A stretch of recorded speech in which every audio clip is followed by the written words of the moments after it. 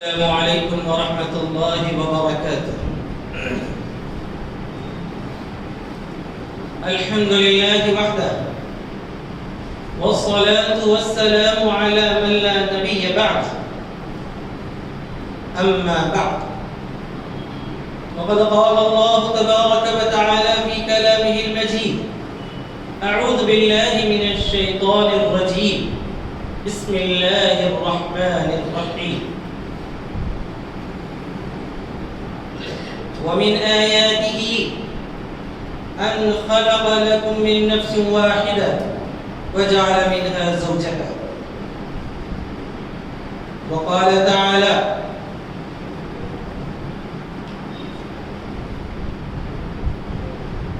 فجعلناه نسبا وصهرا. وقال النبي صلى الله عليه وسلم: خيركم خيركم لأهله، أو كما قال صلی اللہ علیہ وسلم. بزرگان محترم، عزیز دوستوں اور ساتھیوں، پیارے بچوں، اللہ تبارک و تعالی نے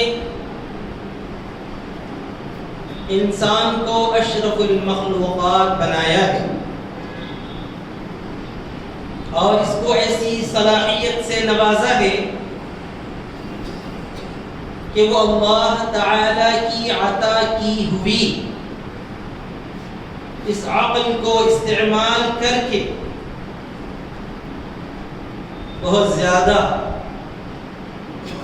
قابل اور تمام جانداروں میں سب سے زیادہ اونچا، اعلیٰ اور افضل اپنے آپ کو سمجھتا ہے. چنانچہ آپ نے دیکھا ہوگا، بلکہ آئے دن ہم مشاہدہ کرتے رہتے ہیں کہ انسان اپنے جسم اور جثے کے اعتبار سے چھوٹا ہونے کے باوجود اپنی ذہانت اور عقل کے بل بوتے پر جسم اور جسامت میں اس سے زیادہ بڑے بڑے جانداروں کو اپنے قابو میں کرتا ہے، اپنے کنٹرول میں رکھتا ہے. اونٹوں اور گھوڑوں کو بطور سواری کے استعمال کرنے کا زمانے قدیم سے سلسلہ چلا آ رہا ہے. اسی طرح بعض انسان درندے جانوروں کو بھی اپنے ماتحت یا کنٹرول میں کر لیتے ہیں، جبکہ طاقت کے اعتبار سے دیکھا جائے تو ان کی طاقت انسانوں کی طاقت کے مقابلے میں کئی گنا زیادہ ہوتی ہے. لیکن جو صلاحیت اللہ نے انسان کو دی ہے، اس صلاحیت سے یہ قوی، مضبوط اور نہایت ہی دیگر تمام مخلوقات کے مقابلے میں اونچا اور افضل ہے. تو اگر اس زاویے سے ہم دیکھیں تو انسان نہایت طاقتور نظر آتا ہے. پھر اگر زاویے کو دوسری طرف ہم لے جائیں، نگاہ کو ذرا سا ہٹ کر دیکھیں تو یہ نظر آتا ہے کہ انسان نہایت نحیف ہے، کمزور ہے. دیگر جانداروں کے مقابلے میں وہ اتنا کمزور ہے کہ جب بچے کی ولادت ہوتی ہے، وہ پیدا ہوتا ہے، تو آنکھ کھولنے ہی کے لیے گھنٹوں لگ جاتے ہیں. جبکہ دیگر جانداروں کو ہم نے کئی بار دیکھا ہے، ہم مشاہدہ کرتے رہتے ہیں کہ پیدا ہونے سے تھوڑی دیر بعد ہی وہ اپنے پیروں پر کھڑے ہو جاتے ہیں. بکری کے بلوں کو، بچوں کو ہم نے دیکھا ہے کہ تھوڑی دیر تک ان کو کھڑے ہونے میں دقت نظر آتی ہے، پھر کھڑے ہو جاتے ہیں. پھر چند ہی مہینوں میں وہ اپنی غذا خود تلاش کرنے والے بن جاتے ہیں. جبکہ انسان کا یہ عالم ہے کہ وہ بات چیت کرنے کے لیے کئی مہینے گزار دیتا ہے، پھر اپنے قدموں پہ چلنے کے لیے سال 1.5 سال اسے لگ جاتے ہیں. پھر اسی طرح پر آہستہ آہستہ اس کی نشو و نما ہوتی ہے، اور اپنے ہر عمل میں، ہر کام میں وہ دوسرے کا محتاج نظر آتا ہے۔ تو انسان ایک اعتبار سے دیکھا جائے تو نہایت طاقتور، نہایت ایسا قوی اور ایسا ذہانت والا کہ ستاروں پر کمندے تک ڈال رہا ہے، ہواؤں میں اڑنا یا ہواؤں کی سواری کرنا اس کے لیے آسان نظر آ رہا ہے۔ دوسرے اعتبار سے دیکھا جائے تو وہ نہایت کمزور ہے، ناتواں ہے، نحیف ہے، لاغر ہے، قدم قدم پر دوسرے کا محتاج ہے۔ بچہ چھوٹا رہتا ہے تو ماں باپ کا محتاج ہے، جب ذرا بڑا ہوتا ہے تو وہ اگر اس کے بھائی بہن نہ ہو، تھوڑا سا پیچھے چل کر دیکھیں، بچے کو اگر ماں باپ نہ ہو تو وہ نہایت ہی کمزوری محسوس کرتا ہے اور یتیم و لاچار اسے سمجھا جاتا ہے۔ تو اس طرح پر ماں باپ کا محتاج ہے۔ پھر اگر وہ محسوس کرتا ہے کہ اس کو بھائی بہن نہیں ہے تو وہ ایک طرح سے تنہائی محسوس کرتا ہے۔ پھر اگر اسی کے ساتھ ساتھ اگر بزرگ افراد، دادا دادی اور نانا نانی نہ ہو تو وہ سمجھتا ہے کہ میں تو بالکل ہی کمتر ہوں، کیونکہ بڑے بزرگوں کا سایہ شفقت میرے اوپر نہیں۔ گویا اس کی مثال ایسی رہتی ہے جیسے خزاں رسیدہ درخت جس کے پورے پتے جھڑ جاتے ہو اور وہ بے سایہ کھڑا رہتا۔ یہی حال انسان کا۔ پھر جب وہ عمر کی منزلیں طے کرتے کرتے بلوغت اور جوانی کو پار کرنے لگتا ہے تو اس کو مزید ضرورت محسوس ہوتی ہے شریک حیات کی۔ اگر وہ مذکر ہے تو اس کا دھیان سکون حاصل کرنے کے لیے مؤنث کی طرف جاتا ہے، اگر وہ خاتون ہے، مؤنث ہے، تو اس کا بھی سکون کسی مذکر شریک حیات کے ذریعے ہوتا ہے۔ اسی طرح پر اور آگے چلے تو اندازہ ہوتا ہے کہ جب وہ شریک حیات کو لے کر شادی کے بندھن میں بندھ جاتا ہے تو پھر اس کو لذت اور سرور اس وقت محسوس ہوتا ہے جبکہ اس کے گھر میں ایک پھول کھلے اور بیٹے یا بیٹی کی پیدائش ہو۔ اگر اس طرح کا پھول نہ کھلے تو وہ بے چین محسوس ہوتا ہے اور اس سے خوشی کا کوئی احساس نہیں ہوتا۔ آپ نے دیکھا ہوگا لاوالد جوڑوں کو اولاد کے لیے کتنے پریشان رہتے ہیں۔ اسی طرح جب وہ بزرگ ہو جاتے ہیں تو اپنی اولاد کے بچوں اور ان کے پھولوں کو دیکھ کر خوشی اور فرحت محسوس کرتے ہیں۔ یہ پورا نظام ہے جو کائنات کے رب نے، ہم سب کے خالق و باری نے بنایا۔ تو آپ دیکھیے کہ اللہ تعالیٰ نے انسان پر کتنا بڑا احسان کیا ہے۔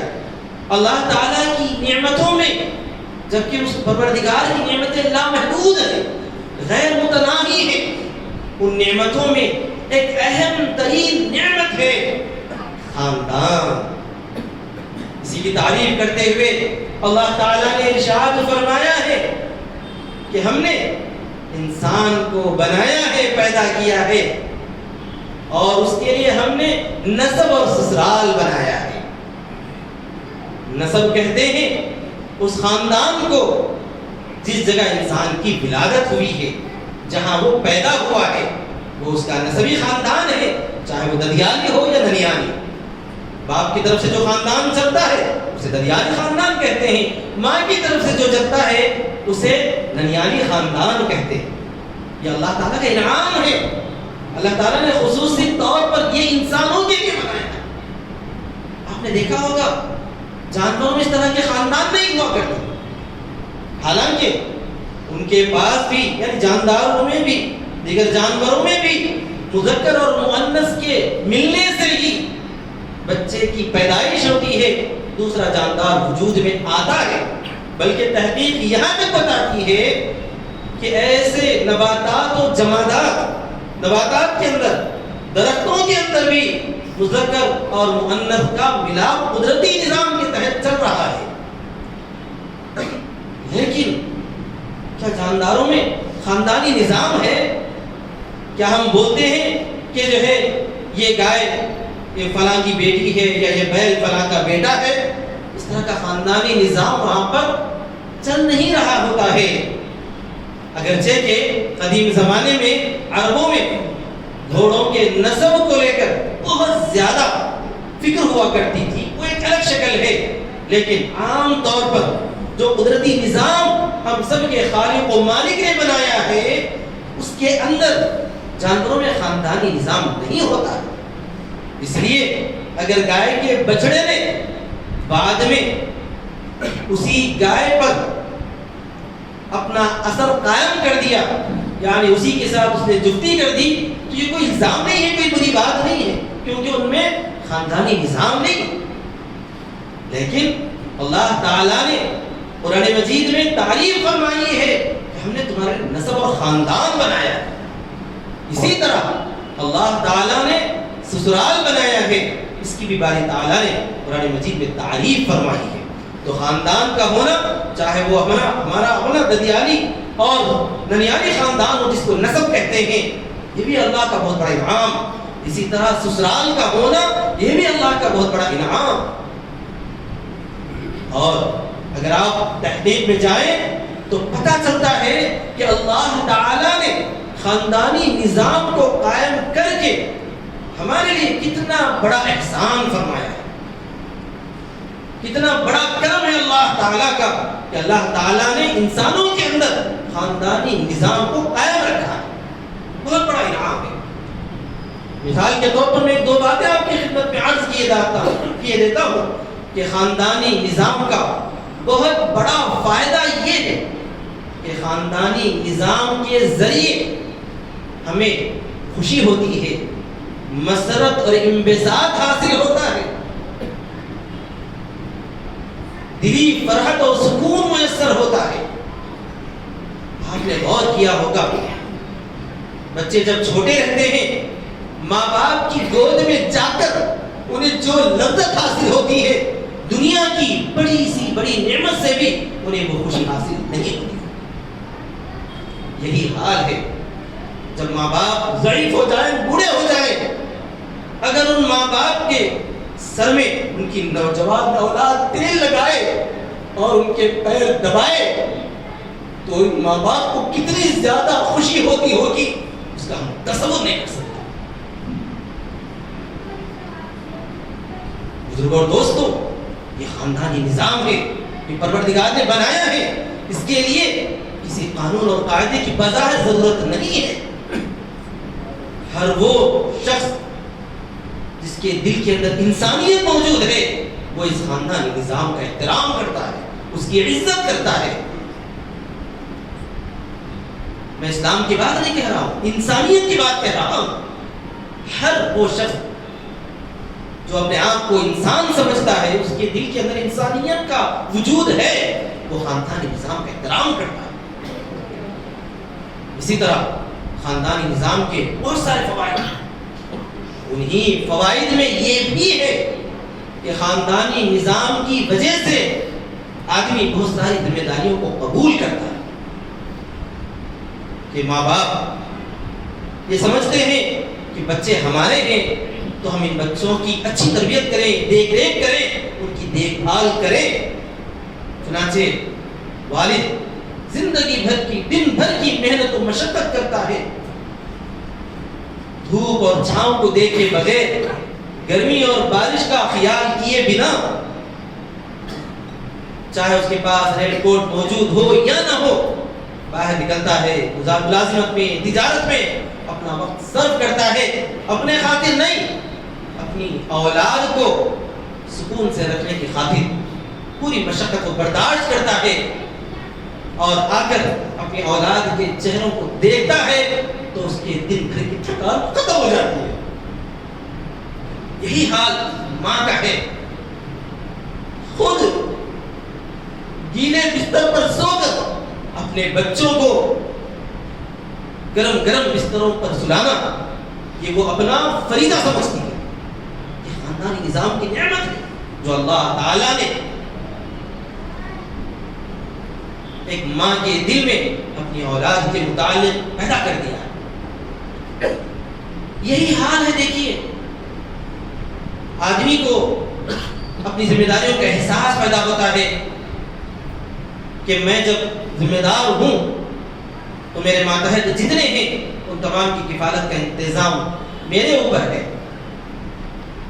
اسی طرح جس طرح ماں باپ اپنے بچوں کے لیے خاندان کا سب سے قریبی جز ہیں یا بچے اپنی اولاد کا سب سے قریبی جز ہیں, یہی حال اس کے دادا دادی اور نانا نانی, اسی طرح چچا اور ماموں, پھوپھی اور خالہ, ان سب کو دیکھ کر اور ان سب کے قریب رہ کر انسان اپنے لیے محسوس کرتا ہے کہ یہ میرے لیے حصار ہیں, بچاؤ کا ذریعہ ہیں.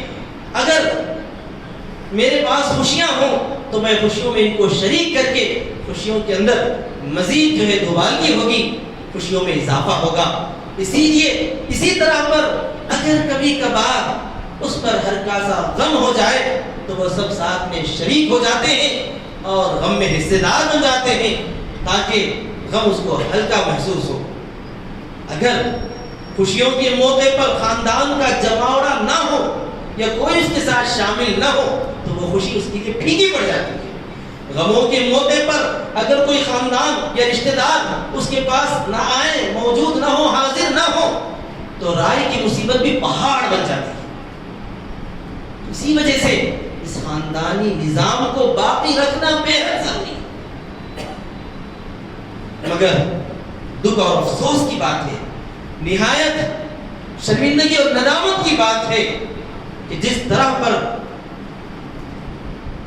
دنیا کے گلوبلائزیشن کی وجہ سے مغرب کی بہت ساری ایجادات اور بہت ساری سائنس اور ٹیکنالوجی کی چیزیں ہمارے پاس پہنچی ہیں, اس سے زیادہ تیزی کے ساتھ ہمارے پاس وہاں کے تہذیبی مضر اثرات بھی بہت ہی تیزی کے ساتھ ہمارے درمیان آ چکے ہیں.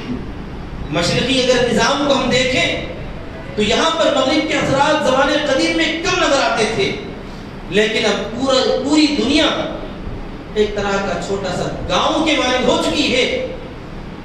تو وہاں کے تہذیبی اثرات بھی بہت ہی تیزی کے ساتھ ہمارے اندر اثر انداز ہو رہے ہیں.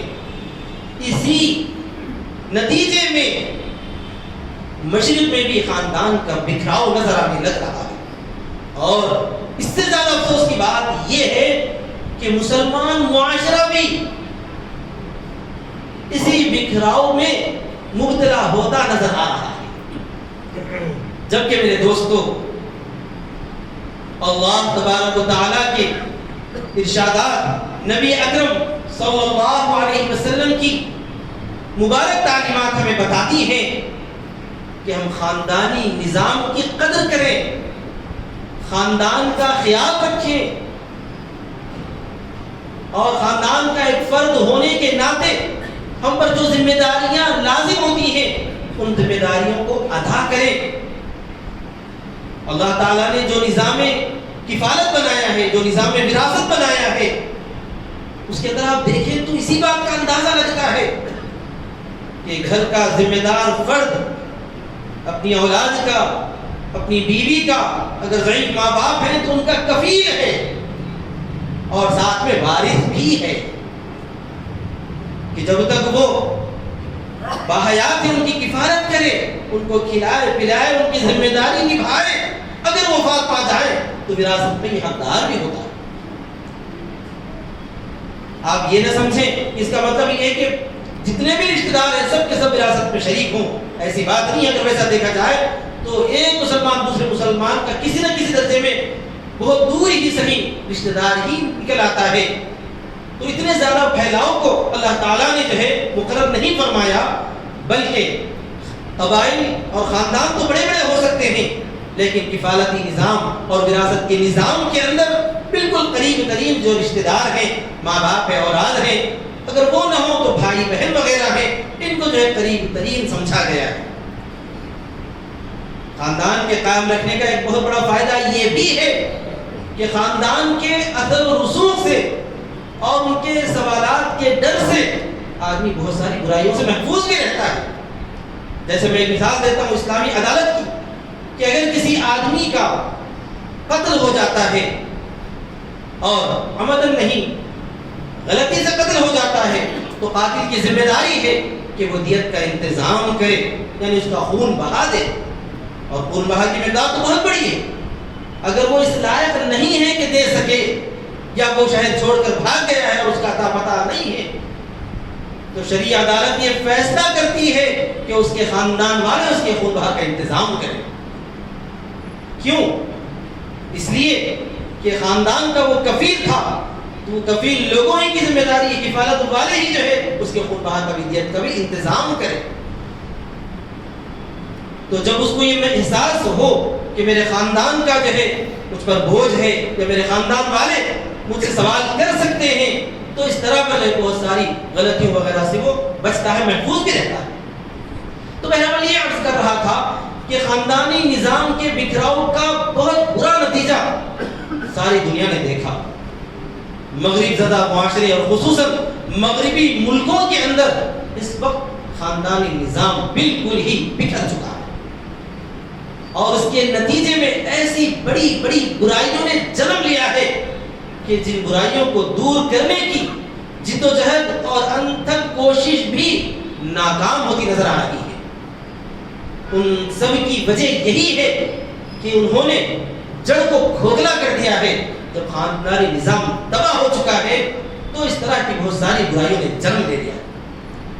خاندانی نظام کے تباہ اور ہونے اور بکھرنے کا بہت برا نتیجہ یہ ہو چکا ہے کہ مغربی ممالک کے اندر، یورپ میں، امریکہ میں، اسی طرح وہاں کے اثرات کو قبول کیے ہوئے ممالک کے اندر آپ دیکھیں تو آدمی اتنا آزاد خیال بن چکا ہے کہ وہ خاندانی نظام کی جگڑ بندیوں میں اپنے آپ کو قید کرنا نہیں چاہتا.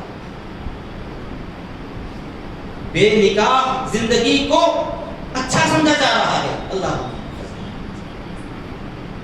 اور غیر شناخت بچوں کی کثرت ہو چکی ہے.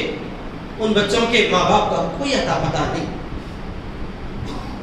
اسی طرح جو لوگ ضعیف ہو چکے ہیں، بوڑھے ہو چکے ہیں، ان کا کوئی پرسان حال نہیں ہے. ان کے ساتھ رہ کر انہیں وقت پر ایک نوالا کھلانے، ایک گلاس پانی دینے کے لیے کوئی موجود نہیں ہے. یا تو وہ اسی بے چارگی کی حالت میں رہے یا پھر اپنے آپ کو چند لوگوں کے ساتھ رکھنا چاہے تو ان کے لیے ہاسٹل یا اولڈ ایج ہوم مقدر بن چکا ہے. اور وہاں کا یہ عالم ہے کہ ان میں رہنے والے اکثر ترین ایسے بڑے خاندانی اور انتہائی رئیس لوگ نظر آتے ہیں جن کی اولاد بڑے بڑے عہدوں پر فائز ہے. اور نہایت شرمندگی کی بات ہے کہ سال میں ایک بار آ کر اپنے والد کو گلدستہ پیش کرتے ہیں. یہ ہے خاندانی نظام کے بکھرنے کا بہت بڑا نقصان. اور لوگوں کا یہ عالم ہے کہ خاندانی نظام میں آدمی جب بندھا رہتا ہے تو اسے اپنے گھر پہنچنے کے بعد اپنی بیوی سے سکون میسر ہوتا ہے اور بیوی کو اپنے شوہر سے سکون میسر ہوتا ہے. باری تعالیٰ نے قرآن مجید میں اس کی تعریف فرمائی ہے اور ارشاد فرمایا ہے کہ خلقکم من نفس واحدہ وجعل منها زوجہا لیسکن الیہا، کہ اللہ تعالیٰ نے تمہارے لیے تمہارا جوڑا بنایا ہے تاکہ تم جا کر اس کے پاس سکون حاصل کرو. اور جب خاندانی نظام بکھر چکا ہے تو میاں بیوی کو آپس میں اس طرح محبت، اس طرح شفقت، ایک دوسرے کے ساتھ نرمی کا کوئی وجود وہاں نظر نہیں آتا. اور چونکہ خاندانی نظام کے اندر جو کفالت کی ذمہ داریاں ہیں وہ وہاں موجود نہیں ہے تو خود بیوی کو بھی جو ہے محنت کرنی پڑتی ہے اور شوہر تو خود بھی ویسے ہی محنت کرتا ہے. دونوں کے دونوں کام میں مشغول ہیں. پھر گھر آنے کے بعد دونوں کا آپسی جو محبت اور تعلق کا رابطہ ہونا چاہیے وہ قطعا نظر نہیں آتا. اور اس کا لازمی نتیجہ یہ ہے کہ شادی شدہ جوڑے بھی اولاد پیدا نہیں کرنا چاہتے. شادیاں ہی کم، اس کے ساتھ ساتھ شادی شدہ جوڑے بھی اولاد کی نعمت سے اپنے آپ کو محروم کیے ہوئے، اور اس کا جو لازمی نتیجہ ہونا تھا وہ نکھر کر سامنے آ رہا ہے۔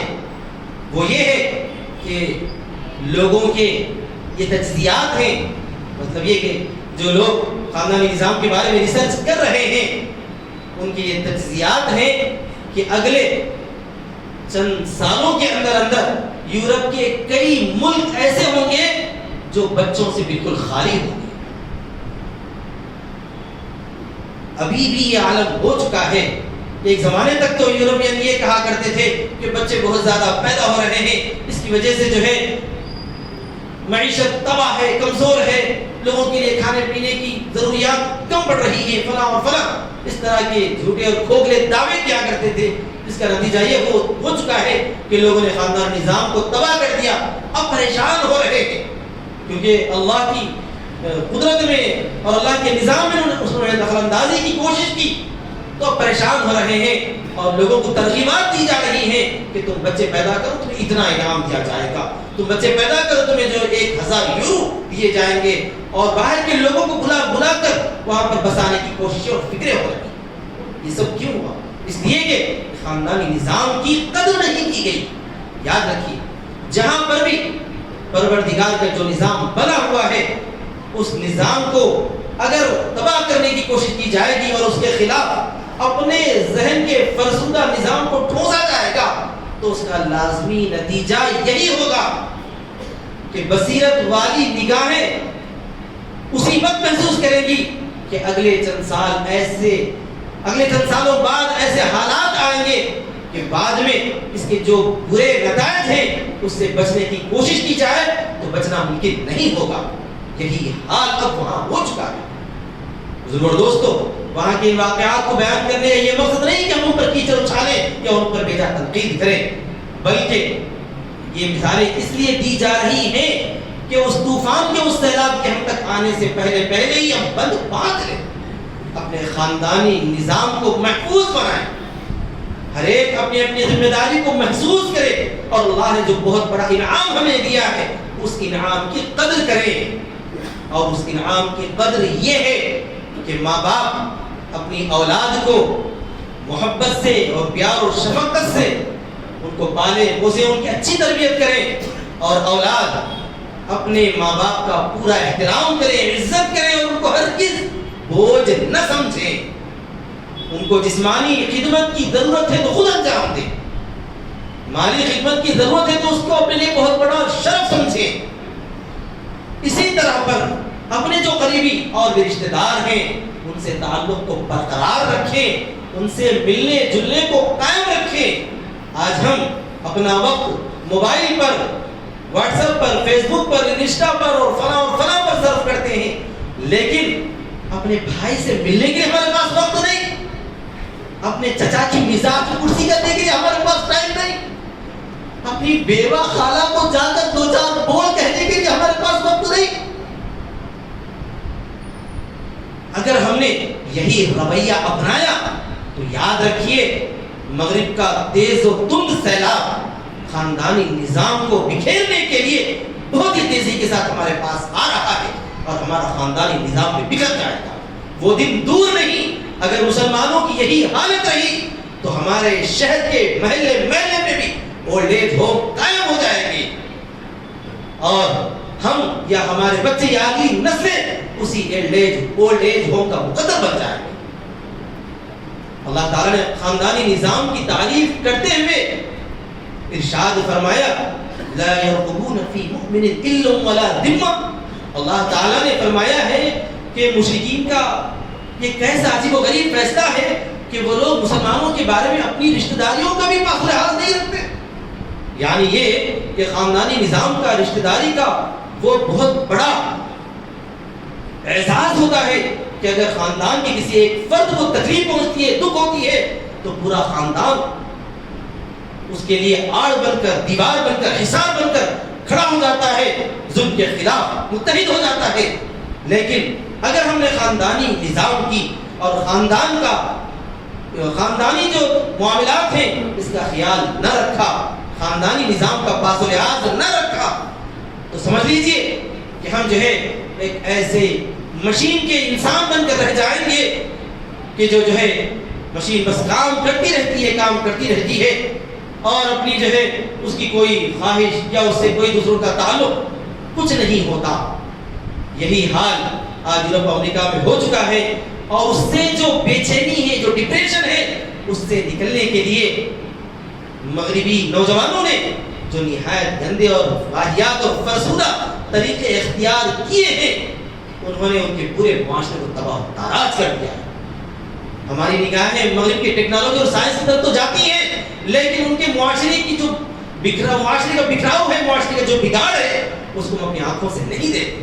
ہمیں چاہیے کہ اس کو بھی دیکھیں اور معاشرے کا جو بگاڑ ہے, جو بکھراؤ ہے, جو خاندان نظام کی تباہ و تاراجی ہے اور ان کے اندر جو ڈپریشن ہے, جو خودکشی ہے, جو اسی طرح پر نشہ خوری ہے, ان سب کو بھی ہم اپنی نظر میں رکھیں اور اگر یہ محسوس کریں کہ اگر ہم نے خاندان کا پاس و لحاظ نہیں رکھا تو ویسے برے اثرات ہمارے اوپر بھی مرتب ہو سکتے ہیں.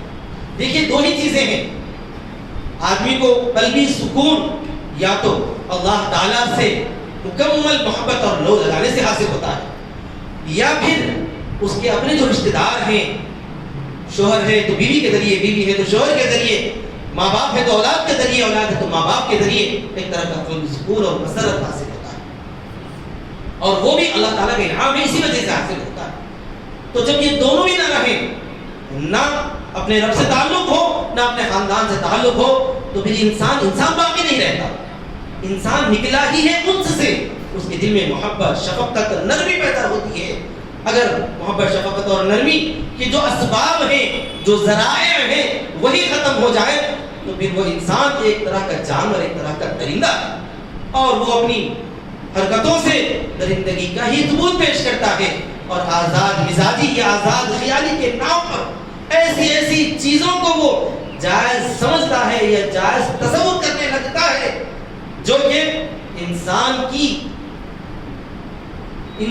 کے جو ہے خصوصیات میں سے قطعاً نہیں ہے, بلکہ انسان کے لیے شرمندگی کا باعث بنتے ہیں. تو آج کی گفتگو کا خلاصہ یہی ہے کہ اللہ تعالیٰ نے خاندانی نظام دے کر ہم پر جو بہت بڑا انعام اور احسان کیا ہے, اس انعام اور احسان کی ہم قدر کریں, خاندانی نظام کو برقرار رکھنے کی کوشش کریں, اور اپنے تمام خاندان والوں سے ملاقات اور ان سے تعلق اور میل جیل کو باقی رکھیں. اسی لیے ہمارے پاس تقریبات کا جو رواج ہو گیا ہے, تقریب کا مطلب یہ ہے قریب کرنا, یعنی شادی بیاہ یا اسی طرح پر مختصر سی چھوٹی موٹی دعوتیں, ولیمے کی دعوت وغیرہ. اس میں کیا ہوتا ہے کہ خاندان کے لوگ جمع ہو جاتے ہیں, ایک دوسرے سے جو شناسائی اور محبت پیدا ہوتی ہے.